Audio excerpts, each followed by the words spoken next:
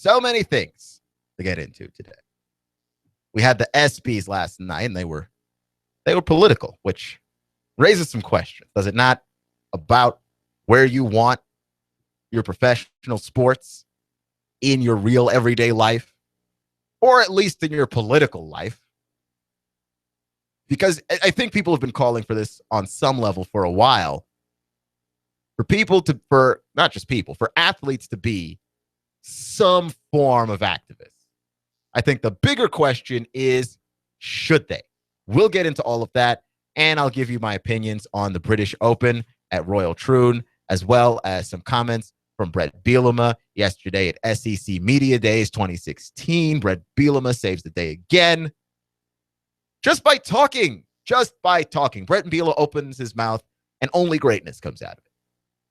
Like I've never seen a guy in his position, a guy at the coaching position, so unafraid of saying stuff. Because like very often with coaches and high responsibility players, should we say? So you're the face of an NBA team or you're the quarterback.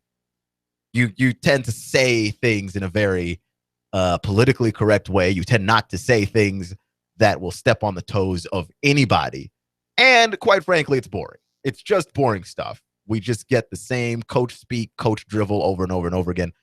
But never fear, Bret Bielema is here. So we'll talk a little bit about what he said at SEC Media Days as well. But before we get into all of that, I'd like to talk about the platforms. Where can you find us and where can we find you? I highly recommend Facebook, Twitter, and YouTube. Personally, those are my go-to avenues for finding Hot News Talk Radio. And if you don't feel like going to those forms of social media and searching for us individually, that is A-okay. Here's something that you can do. Check us out at hotnewstalkradio.com, where you have links to all of our social media, and you can stream us live online as well. You can also stream us on the Facebook page. Click on the little radio plug-in. It looks like a little radio in the bottom left corner of the page, and you can stream us live. Just open up the tab, walk away, do whatever, and we'll be on. We'll be on. You don't even need to carry your car with you, which is what most people assume that a car is, right? Like a mobile radio. You can also check us out in the TuneIn Radio app. Again, that's the TuneIn Radio app. Check us out for absolutely free in your favorite app store, whether that be Apple or Google in the Play Store. Over there, you can check us out. Simply search Hot News Talk Radio, give us a favorite, and press play, and you'll have Hot News Talk Radio everywhere you go. I think one of the things that people have said over and over and over again is, why don't athletes end up in activism more? Why aren't athletes activists? Why don't they take a stand for certain issues? And you know what? With all of the recent controversy that's been happening around the killings of a lot of young black men in America by police, and the killings of those police in retaliation, neither of which, by the way, should be applauded. Like, it's one of those things where if you take the side of the men that lost their lives to police, you're somehow against the police. And if you take the side of the police, you're somehow against those men. And that is such a weird thing to me. Why can you not both support the police and American human civil rights? That doesn't make any sense to me that you have to choose a side on that. I respect the police. I respect the police department. I respect what they have to do. It's tough decisions that they wind up making. And certainly in some of these killings, we don't know what the police saw or didn't see. But some of these were just senseless and worth being angry about. That doesn't mean go out there and kill cops. Don't do that. But we're wondering, where are athletes when this stuff happens? Because they have a considerable amount of influence, a considerable amount of sway. They have a gigantic stage and platform to say all of this stuff from. Where do they go? Just this year, we lost a guy like Muhammad Ali, possibly the best ever at doing that, at voicing his opinions. And there's a reason why athletes don't do that. There is a reason. Okay? Because sometimes you end up with good stuff like this. Last night, LeBron James, Carmelo Anthony, Chris Paul, and Dwayne Wade opened the ESPYs by saying this. Good evening. Tonight is a celebration of sports, celebrating our accomplishments and our victories. But in this moment of celebration, we actually start the show tonight this way.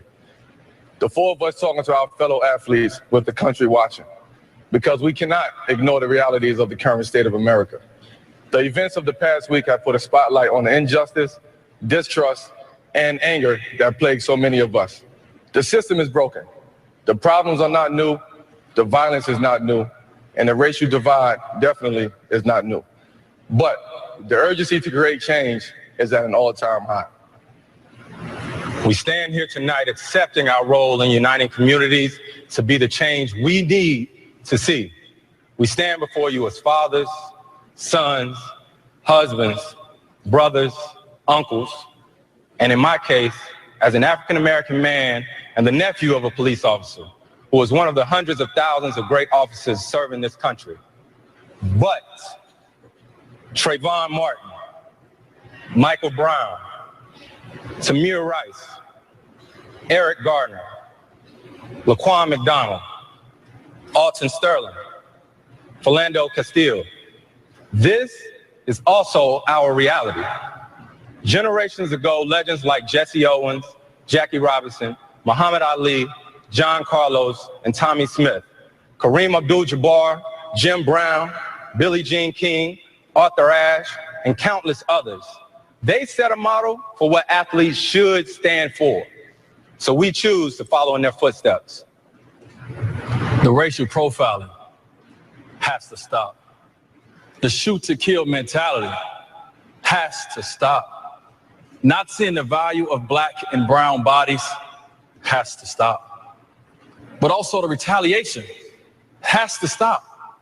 The endless gun violence in places like Chicago, Dallas, not to mention Orlando, it has to stop. Enough. Enough is enough. Now, as athletes, it's on us to challenge each other to do even more than what we already do in our own communities. And the conversation cannot stop as our schedules get busy again. It won't always be convenient. It won't. It won't always be comfortable. But it is necessary. We all feel helpless and frustrated by the violence. We do. But that's not acceptable. It's time to look in the mirror and ask ourselves, what are we doing to create change? It's not about being a role model. It's not about our responsibilities to the tradition of activism. I know tonight we'll honor Muhammad Ali, the GOAT. But to do his legacy any justice, let's use this moment as a call to action for all professional athletes to educate ourselves, explore these issues, speak up, use our influence, and renounce all violence.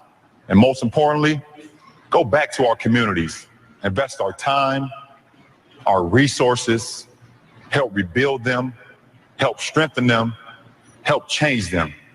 We all have to do better. Thank you.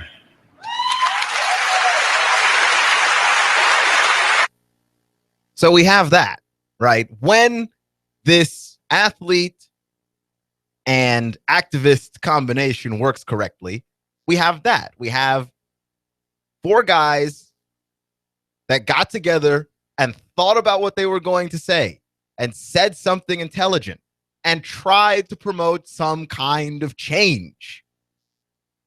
That's when it goes well, right? But what happens when an athlete says something that we don't like, or when they have a political opinion that doesn't make any sense to us?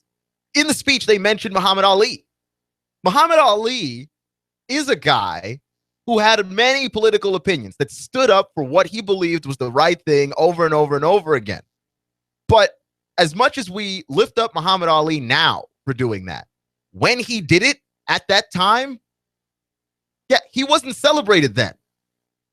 Remember, he went to jail.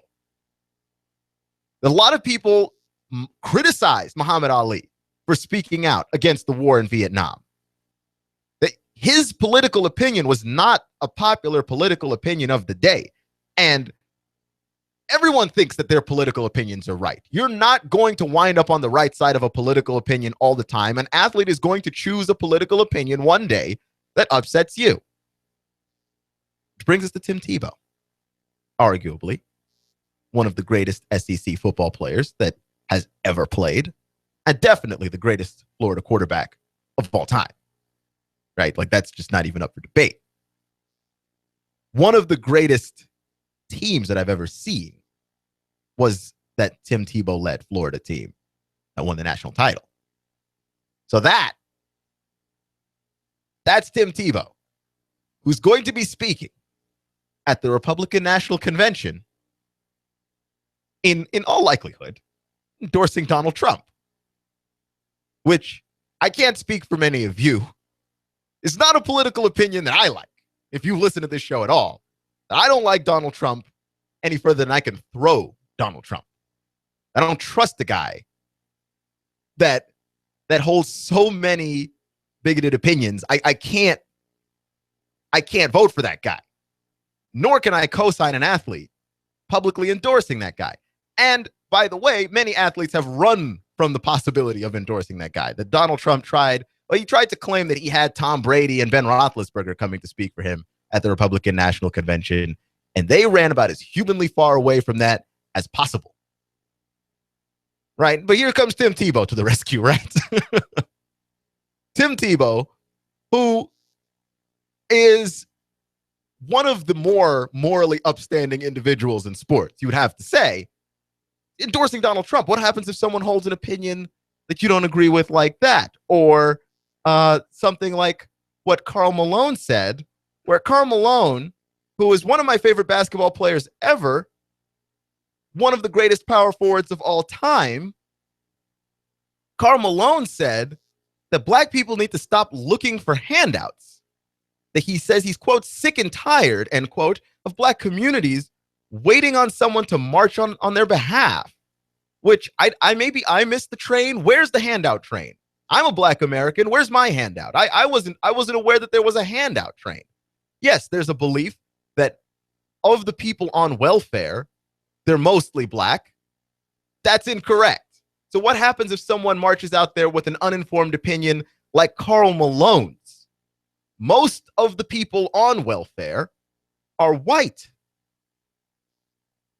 45% of the recipients of welfare are white. 25% are black. And black people are a small part of the population. Like, it's not just a percentage-wise of who's receiving this. It's 25% of black people receive welfare and food stamps. So where are all these handouts coming from? But I have the government information right in front of my face. This is why you do the prep. Where is it?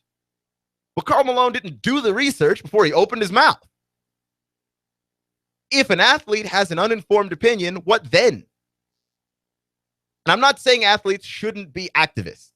And again, Chris Paul, Dwayne Wade, LeBron, and Carmelo Anthony, they all made sure to say that athletes need to spend more time becoming more involved in the issues and more educated about the issues. But I don't think that they are more obligated to be involved or educated or outspoken about these issues than your average American. They might have a bigger platform. And you might ask yourself, what are they receiving the millions of dollars for? It's not to speak out politically. That's not what they're qualified to do, and that's not what they're paid to do. And while I think that athletes should speak out politically, I think we should be prepared for whatever comes next. And we might not like that. That Karl Malone might say something absolutely ridiculous. That Tim Tebow might support a presidential candidate who is absolutely ridiculous. And if we're going to take the good, which is standing up for the civil rights of those who you feel are trampled under, then you've got to go with the bad as well.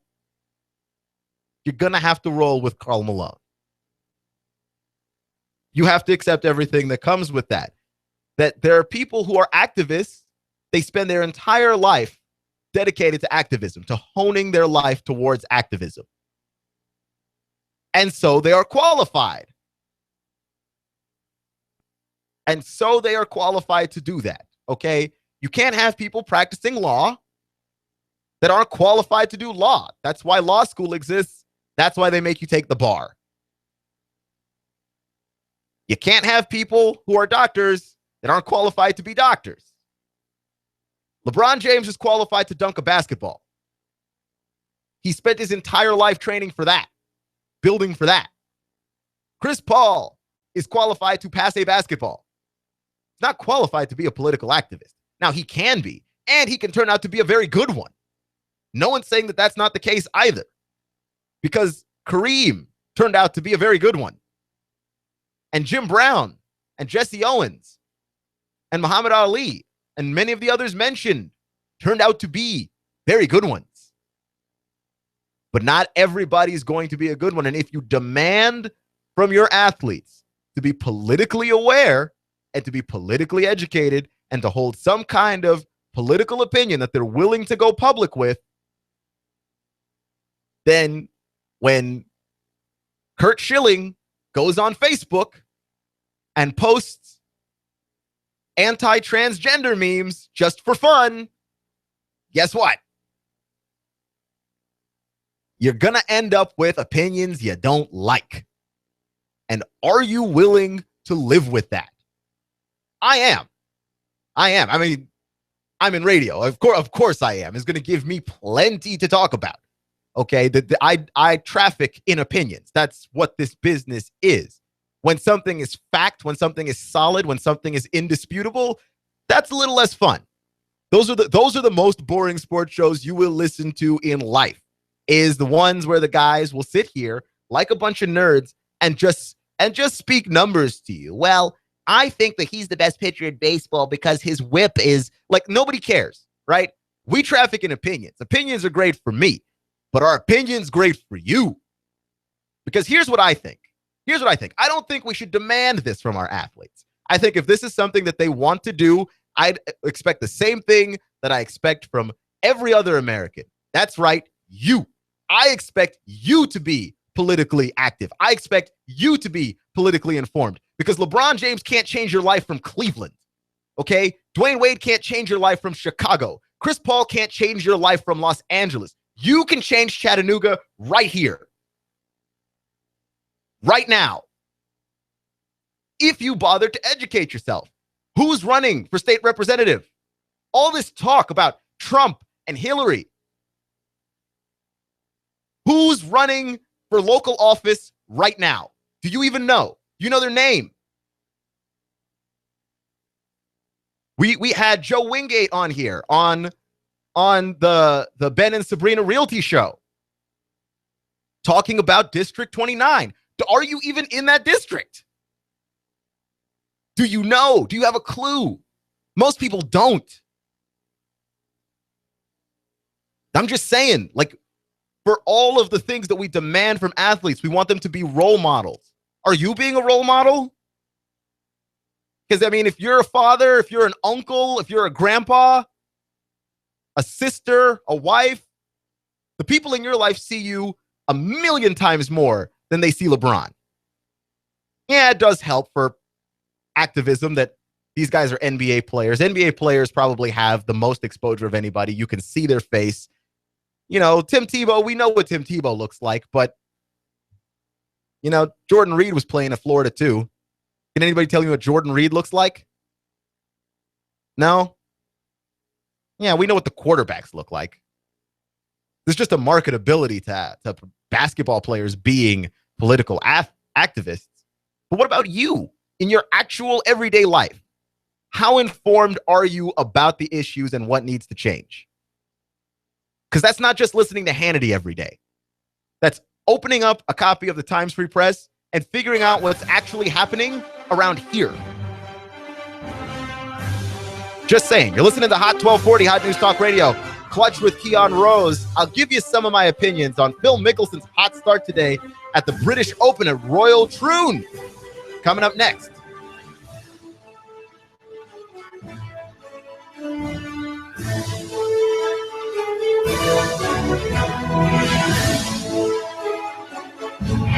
I'm blowing everything up. We're starting over. I'm doing a new show. I want guys who push it to the middle of the table and go over the top. Take a risk, fail miserably. I'm right, and I'm not wrong, and I'll never back down. Conflict works. Allow it. It's The Herd with Colin Cowherd. Right here and everywhere. Noon Eastern. You give us 12 minutes and 40 seconds. We'll give you Chattanooga and the world. News Talk 1240. You and I know that real men are prepared for anything. You know what I'm talking about because you're a Take Charge guy. Everyone's talking about Grimm's Tactical, featuring first responder gear, survival gear and equipment, Voodoo Tactical, Leapers. For personal protection, Grimm's Tactical features non-lethal personal protection gear, AR/AK parts, knives, canning and dehydrating equipment. If you hike and camp, Grimm's Tactical has got what you're looking for. Bags and packs. And for your side piece, concealed carry holsters. For men and women. Plus, Grimm's Tactical carries a wide variety of freeze-dried food. Wise Mountain House. Backpacker's Pantry. Grimm's Tactical, where law enforcement shops. Safari Lane. Blackhawk. 511. First responder gear at Grimm's Tactical. Grimm's Tactical, 8115 East Brainerd Road, in the shopping center next to the Walmart Marketplace. Look for the Mighty Mini U-Haul office. Grimm's Tactical is right next door. Grimm's Tactical, 8115 East Brainerd Road. Finding just the right place to live can be a daunting task. Stop your search. In Chattanooga, the place to live is Cross Creek Villas for under $1,000 and available for immediate move-in. You can enjoy this 2-bedroom split layout, over 1,000 square feet, 9-foot ceilings, an extra-large patio or balcony. And don't forget to ask about their preferred employer program. Cross Creek Villas is a gated community offering a 24-hour fitness facility, a beautiful pool and hot tub, and Cross Creek Villas is pet-friendly. Stroll the pet park with your best friend and enjoy the free use of their business center and clubhouse. Plus, if you mention you heard this on the radio, your application fee is free. Cross Creek Villas, close to downtown off of Highway 58. Go to crosscreekchattanooga.com. That's crosscreekchattanooga.com or call 894-0446. That's 894-0446. Redefine the way you live at Cross Creek Villas. Go to crosscreekchattanooga.com or call 894-0446. Cross Creek Villas. A few isolated showers and storms still possible out there through the nighttime, diminishing late, otherwise muggy lows into the lower 70s. Now, for your Friday and Saturday, a little more unsettled for the afternoons with scattered showers and thunder showers a little more likely, with afternoon highs closer to 90. Looking for a new career with over 200 programs of study? Georgia Northwestern Technical College is now accepting applications for fall semester. Get focused. Get hired. For more, visit gntc.edu. And I'm Source 12 Chief Meteorologist Patrick Hoare on AM 1240 Hot News Talk Radio. You give us 12 minutes and 40 seconds, we'll give you Chattanooga and the world. News Talk 1240. Hot 1240 Hot News Talk Radio with your Hot News Now update. A man who police said was armed and dangerous has turned himself in to police. He was previously wanted after the police say he fired at them during a foot chase and escaped. He was believed to be armed and dangerous and on the run. Well, now Curtis Brown, who's 34, the accused, has turned himself into police with the assistance of a bishop, Kevin Adams, of Olivet Baptist Church.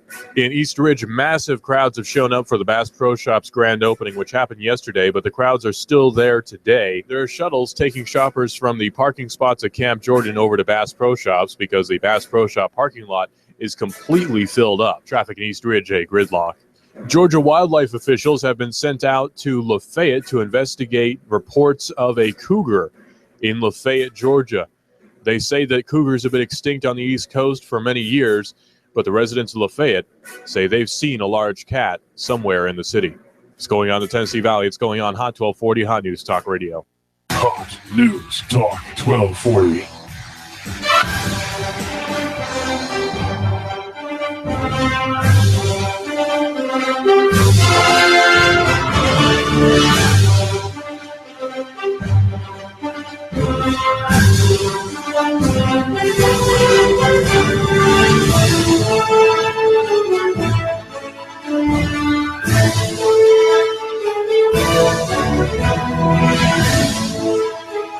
So I'm prepared for athletes to be more active politically and socially.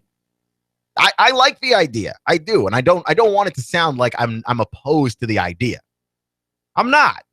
I really like that idea. But we have all of these opinions on what it is that athletes should and shouldn't be doing and should and shouldn't be saying. And boy, like when a guy goes to renegotiate his contract and maybe he asks for more money than what he originally signed for, hey, he shouldn't do that. Why does he want to do that? He should just take the money. Why? I mean, he's capable of renegotiating. He realized what he has done is worth greater value than what he originally signed for. Why can't he renegotiate that? Like, we just don't like it when athletes do that. Like, if you had the ability to go to your boss's office and get a raise and he would actually give it to you, wouldn't you try? Like, we do this. Like, we have this opinion of like things that athletes can and can't do. And then when you apply that same scenario to your actual life, like, you wouldn't try it. If I could get a raise right now, I would do it. Why? Why wouldn't I try? Like, if I knew I could walk into the office, into ownership's office, and just say, hey, pay me a little bit more money. When I sell the show, instead of 25% commission, I want 75%. Like, if I thought that would actually work, I would do it yesterday. I would have done it already. Athletes try and renegotiate a contract. Nah, he shouldn't do that. He should honor the contract. Why? Like, we just have these opinions on what they shouldn't be saying based on whether or not we like it. You know? So when guys have opinions, yeah, we all agree that innocent people shouldn't be killed by the police. And we all agree innocent cops shouldn't be killed. We can all agree on that. That's an easy opinion. There's nobody that's going to be on the wrong side of that issue. Easy. But wait till a guy has an opinion with a little bit more nuance and he comes down on the side of the issue that you don't like. Oh no. Don't kill cops. Yeah, that's a no-brainer. You shouldn't be killing anybody. Cops, black people, Mexicans, anybody. Don't kill people. Just tends to be a good rule of thumb in life. You heard it here first. Don't kill people. I mean, I hope that you wouldn't be supporting that. Yeah, but when it comes down to gun laws, what if somebody has an opinion on gun laws that you don't like? He should keep that to himself. He should just shut up and play sports. Yeah, it's going to happen. When athletes start speaking out, they're going to start saying stuff we don't like. And that stuff may not even be wrong. Because like I told you before, Muhammad Ali, at the time, the stuff that he was saying doesn't, like, he's obviously right now, hindsight being 2020, but at the time he wasn't obviously right. Like, the Vietnam War was a complicated war. There's more to that war than just, we shouldn't have gone in there. You know, and then your patriotism, that feeling in your chest where you're like, I like America. I don't want to believe that we're doing the wrong thing. I mean, that's a complicated issue to come down on the right side of that at the time. And he picked what ultimately was the right decision. Then we get to applaud that. But we're not going to applaud every decision that every athlete makes if we want politically active athletes. Because how many politically active people who aren't athletes with much smaller platforms, let's be honest, with much smaller platforms, say stuff that we don't like and we never remember them, or we remember them if only to just ridicule them all day. Like people in politics that we continue, like Strom Thurmond is a guy that just continues to be ridiculed endlessly to this day because he had just such extreme opinions on stuff. And they were wrong. Right? Like, isn't that a thing? You want politically involved athletes? Fine, you got it. But now that they're here, you can't tell them to stop talking when they start saying things that you don't like. And I know that's exactly where we're going to go. Because Steph Curry was making threes and doing a little shimmy, and people were getting all up in arms about his shimmy shake. Boy, do they look a little cocky and arrogant to you? People were getting all up in arms about Cam Newton and the dab. Really? If you can't handle the dab, what do you do when someone has a real opinion? When someone does something that actually matters? Right? I mean, athletes are free to do and say whatever they want until we don't like it. Then they can't do that at all. Isn't that the way that always goes? I mean, I can just think of examples. Examples on examples of that. Like, you have somebody like a Johnny Manziel who is just wilding out, right? Just doing whatever he wants, saying whatever he wants. He parties, he drinks. When he decides to go sober, he's just going to go sober on July 4th because why not? He'll just do it. And maybe it'll get him back into the NFL, but it probably won't. And we're just like, man, that Johnny Manziel's crazy. He shouldn't be doing any of that stuff. Like, how many people in your real life do you know, like Johnny Manziel, who need a little bit of help, possibly some assistance, some emotional support, somebody to just look at them and go, dude, something's not right with you. You need to get yourself looked at. But you'd rather wag your finger at Johnny Manziel instead of the real person in your life. What'll happen when somebody has an opinion that actually bothers you? When somebody does something that really matters? Then what? You're listening to Hot 1240, Hot News Talk Radio, Clutch with Keon Rose. SEC Media Days saved by Bret Bielema. Bret Bielema is one of my favorite coaches to pick on in the SEC because A, I think he can take it. And B, he just says stuff. Like, he just makes it easy to do. He does a lot of talking, and I hope Bret Bielema coaches at Arkansas forever.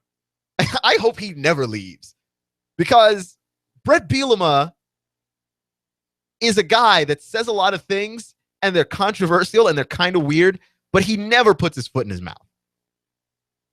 And he brings the excitement to places that wouldn't normally have excitement, like SEC Media Days. Don't get me wrong. I'd love to be there because of all the coaches and players that are there, the media access that you have to these guys that you may never have again for the rest of the season. I'd love to be down at SEC Media Days, right? But I can't make it. But that doesn't mean that SEC Media Days are exciting. Like, as a fan, as a media member, SEC Media Days blast you through the roof. That's the most fun you're ever going to have in life, from what I understand. But as a fan, as one of the media members that didn't go down to Birmingham, to the hotel, to catch all of the coaches and players, I have to watch SEC Media Days as a fan. And let me tell you something. That is boring. Just boring. Like, I got to read the same stuff that everybody else is reading and listen to the same recordings that everybody else is listening to. And outside of Dan Mullen just being a clown when he was up there, I'm never going to let that go. I've never seen that before in my life. What makes SEC Media Days boring is that it is filled with coach speak. And the whole point of coach speak is so that a coach doesn't say anything of actual meaning, of actual worth, thus protecting him from saying anything that puts him and the team in a bad light, which is what makes Dan Mullen so amazing, because he used coach speak and still managed to put himself in a negative light. The whole point of coach speak is to protect you. You don't really say anything, so nobody can pin you on anything. Dan Mullen somehow managed to say nothing at all and everything at once. And I don't know how you managed to do that. I mean, that is the craziest thing I've ever seen a person stand in front of a podium and do. I've seen some wild stuff. We've all seen the Bob Knight videos. You know, we've all seen Denny Green. We aren't who they thought they were. What Dan Mullen did was brilliant in its subtlety of just how stupid it was. I mean, it is, that man mastered that. But the opposite of Dan Mullen is Bret Bielema, who says everything and therefore somehow nothing. Like, we're not pinning Bret Bielema on anything really football related at all. We're just excited to hear the guy talk. I've got some sound of Bret Bielema at SEC Media Days on a variety of different subject matter. We can get that going here. She's coming every media day with me, She loves to come, I think, partly because you're connected to a mall, but that's a whole other conversation. That's Bret Bielema and his wife, why she comes with him to media days. There's certain kids that I always tell guys, hey, if you get one that's hot, that we like, that we got him rated at the top. He's Farrah Fawcett. He's up top, He's up, and there ain't nobody going past it. That's one that if they're going to communicate with us, we're on board. We'll all go after them. We'll swarm them up. First and foremost, if you're not invited to that combine, if you even think about coming out, you're a moron. Because here's what begins to happen. As much as you love your kid and as much as he likes you and as much as he believes in you in recruiting, as soon as you start talking about the ability to make millions of dollars, they automatically think that they are going to get lied to, that you are the evil man. And this new guy they met named Rick from New York or whoever he is that is telling you all nothing against Rick or New York's in here. All right. But if this guy comes in trying to sell a bill of goods because he wants a piece of the pie, and there are agents now that will specifically target younger players that aren't going to be rated very high because they think even if I get them as a third-year player, and they get drafted in the 6th round, if they're really good, they'll make it, and I'll still make money, and then maybe they'll get a 4-year contract. I'll make a bunch of money on the back end. Well, it doesn't happen that often. Bret Bielema, everyone. I mean, I'm not, because he's honest. I like Bret Bielema because he's honest, which I understand the irony of me saying that after, like, literally I verbally backhand Donald Trump all the time, but he's so proven with his honesty. Bret Bielema pulls no punches, whatever, and I do mean whatever pops into his mind, he says, and however he has to phrase it, he just says it. Like, he doesn't worry about, boy, does that sound weird? You end up apologizing to random guys named Rick from New York in case you accidentally offended a man named Rick from New York because you did not think about that before you made a hypothetical about a sleazy person named Rick from New York. I mean, what's not to like about any of that? And yeah, I did kind of use this segment as an excuse to whack Dan Mullen some more. But I mean, what was that, man? Honestly, you tell me. The British Open at Royal Troon began today, and leading is Phil Mickelson. And I had a thing to say yesterday about Phil Mickelson and Ricky Fowler, because a lot of people thought one or both of them were capable of missing the cut. And Phil Mickelson has been the big head scratcher in golf for the longest time, right? Because I don't think that there is another human being in golf quite like Phil Mickelson, who is simultaneously capable of winning an entire tournament or missing the cut. Like, for him, it doesn't even feel like there's a middle ground. Phil Mickelson doesn't finish 4th. He wins or he's not there. He wins or he didn't make the tournament. He's gone Friday afternoon. And he is possibly the most perplexing athlete in sports. Like, surely there couldn't be another Phil Mickelson. Then they cloned him. Ricky Fowler is Phil Mickelson. Ricky Fowler, you watch the man golf and you're just like, this guy can play. He is one of the most talented golfers out there. And yet he can't seem to get out of his own way. He is not unlike Phil Mickelson, as liable to win the British Open as to not make the cut at all. Like, Phil Mickelson's going to make the cut now, and he'll probably win the whole thing too. But not Ricky Fowler. Ricky Fowler is the younger version, and this tournament does seem to be leaning towards the more experienced guys. The guys at the top of the leaderboard are older, and quite frankly, and also a little bit surprisingly, Americans. And I'm not sure exactly why that is, that the Americans seem to be having the field day with the British Open, but you got Phil Mickelson, Patrick Reed, Martin Keimer, Justin Thomas, Steve Stricker, and Billy Horschel all leading the top here. Zach Johnson and Keegan Bradley all tied for fourth. But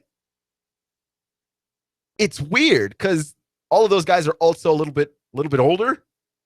And those are the guys that everybody picked as well. Like the older guys to win the tournament. And it could have something to do with the fact that the British Open, the first 6 holes of all the places that we've played the British Open, the first 6 holes of Royal Troon are considered to be the easiest first 6 holes. If you can get on a roll there, which is what Phil Mickelson did today, just started hot as you're supposed to, and just missed shooting a British Open record 62. His birdie putt lipped out of the hole, which a way to not make history. That's the most Phil Mickelson way to do it of all time. Because Phil Mickelson has, he's no stranger to heartbreak. If you've seen Phil Mickelson versus the U.S. Open, any of the times that Phil Mickelson has been in contention of the U.S. Open, he's no stranger to heartbreak. And here's Phil Mickelson with an opportunity to go for a record, and he just can't quite make it. He's one birdie short. Phil. Oh, man. That's not a way to go. But I hope he wins the tournament. I really do. I root for Phil Mickelson probably more so than anybody, because when I look at golfers that seemingly cannot catch a break, he's one of those guys. And they've got that hole there at the British Open. What's it called? The Postage Stamp? The Postage Stamp, where it's basically just bunkers everywhere and sadness and evil. And basically you can lose your ball in the Postage Stamp and just never really get it out of the bunker.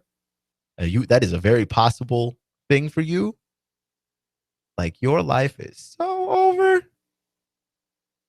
You're going to fall apart there. Like, if there's a place that you can fall apart, that's where that is on that golf course. And I can imagine a situation where Phil Mickelson is leading and then just winds up ruining his day in the Postage Stamp, which is a great name for the most difficult hole on a golf course. But the easiest first 6 holes, Phil Mickelson took advantage of it, started out hot, and I think the more experienced guys will take advantage of this because, they've seen these 6 holes more so than the younger guys, which is why, you haven't seen anybody on there. Like, you want to choose Jordan Spieth for a tournament like this because you just look at a guy like Jordan Spieth and go, gosh, he's got all the talent in the world. But Jordan Spieth is, I don't actually find him on the leaderboard here. And, Bubba Watson tied for 35th, Ricky Fowler tied for 22nd. The young guys, not really in it. Sergio Garcia is a guy that a lot of people thought could win this tournament. He's 3 under and tied for 12th. So that's not bad because Phil Mickelson's 8 under. So you're 5 back of Phil. And I don't know that we have a tournament where Phil Mickelson's going to stay on top. He could have shot a 62, shot a 63, which is insane. And I don't know that that's a pace that you can keep up. But we'll see. So I'll update you more tomorrow as well as this tournament develops in Scotland. You're listening to Hot 1240, Hot News Talk Radio, Clutch with Keon Rose. Have you ever wondered what you need to do to get some detailing on your car, to get some slick, cool interior features on your car?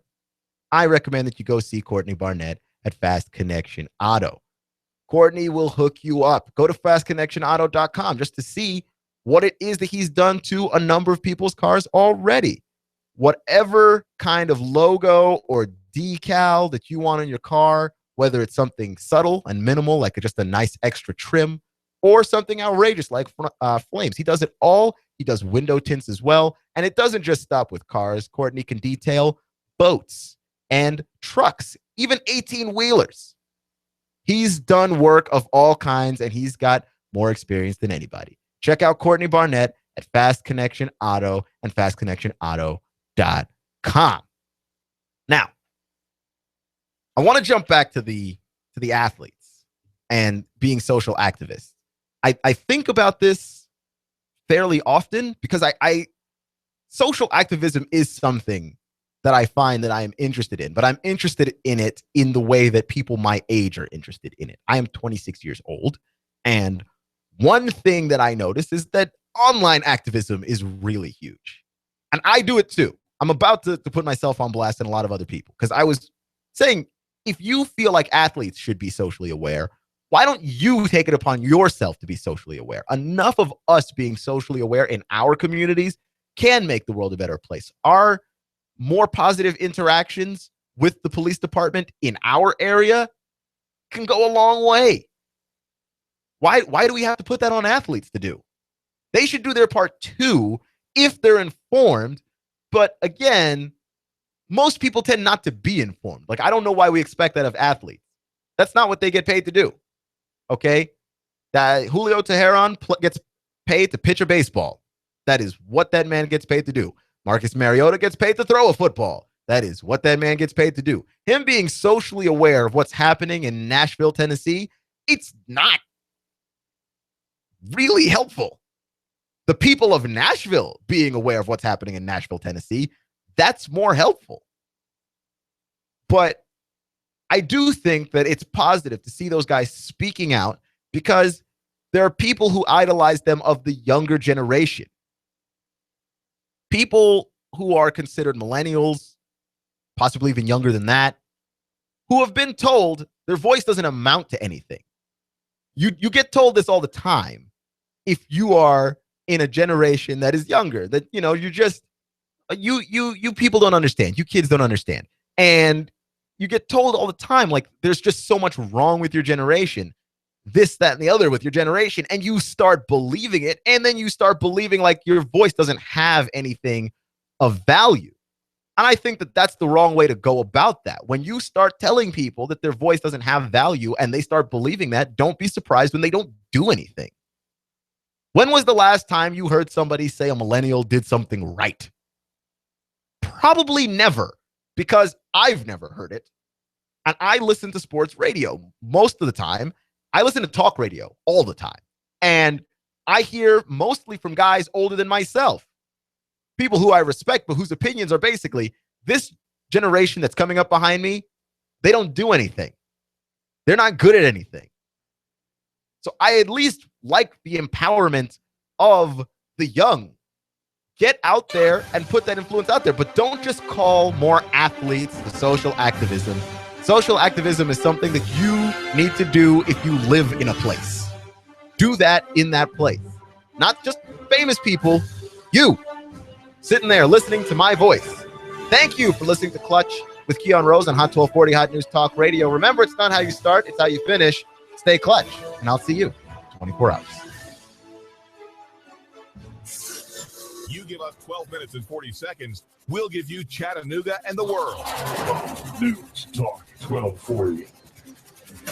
Sugar Tuesday is an exciting prospect at Shooters Supply and Range in Hixson. Hold your breath and squeeze. Shooters waives the membership fee if you want to